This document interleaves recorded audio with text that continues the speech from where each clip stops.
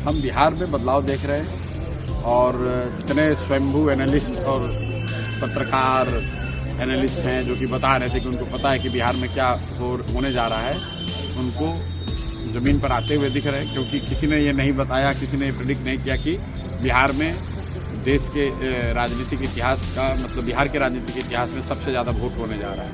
और इतनी बड़ी संख्या में जो पोलिंग हुई है ये दिखाता है कि बिहार में बदलाव बिल्कुल होने जा रहा है निश्चित तौर पर। और बिहार में इस बार चुनाव में महिला एक्स फैक्टर नहीं है, बिहार का युवा एक्स फैक्टर है, बिहार का प्रवासी मजदूर एक्स फैक्टर है, क्योंकि वो अपने घर की महिला को बता रहा है कि वोट इस बार किसको देना है। 10,000 रुपए के लालच में अगले 5 साल का भविष्य नहीं बेचना है। तो नीतीश कुमार का ये दाव उल्टा पड़ने वाला है, क्योंकि लोग पैसा तो लिए हैं लेकिन उनके कहने पर वोट नहीं देंगे। ये फर्क आप समझिए।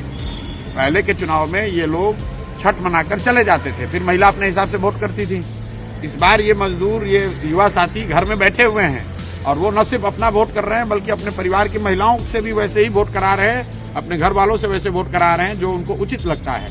तो इसलिए बिहार के इस बार के चुनाव का एक्स फैक्टर युवा है, बिहार के चुनाव का एक्स फैक्टर प्रवासी मजदूर है। और 14 तारीख के रिजल्ट में आपको दिखेगा। कोई आदमी अगर इसको इग्नोर कर रहा है तो उसको 14 तारीख को प्राइम मिनिस्टर का स्पीच बदल गया है, वो अब गाने गा रहे हैं, कट्टों की बात कर रहे हैं गानों में, वो आरजेडी को कहीं ना कहीं घेर रहे हैं। तो घेर नहीं रहे, आरजेडी का डर दिखाकर वोट ले रहे हैं, क्योंकि अपने पास कहने के लिए कुछ नहीं है।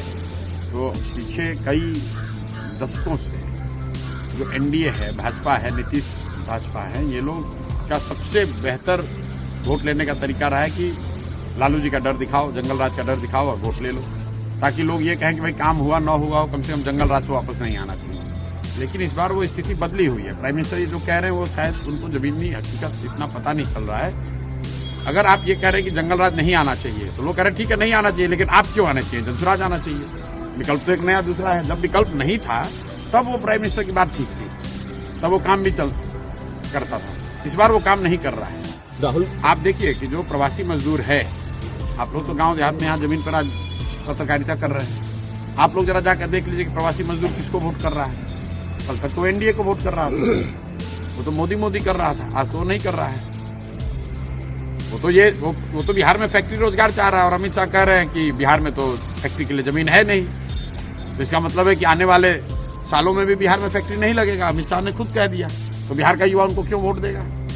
अगर फैक्ट्री लगाने के लिए सिर्फ गुजरात में ही जमीन है तो फिर बिहार का युवा क्यों वोट उनको देगा यहाँ। और ये पूछिए आप लोग कि अगर फैक्ट्री के लिए जमीन नहीं है तो ये जो बड़ा बड़ा सड़क सब बना है, जिसमें कि यहाँ पंजाब, आप बंगाल को गुजरात से जोड़ रहे हैं, वो सड़क बनाने के लिए जमीन बिहार में कहाँ से मिले। तो आपको अपना सड़क बनाना है, नेशनल हाईवे बनाना है तो बिहार में सड़क जमीन है, और बिहार के बच्चों के लिए फैक्ट्री बनाना है तो कह रहे हैं कि यहाँ जमीन नहीं है।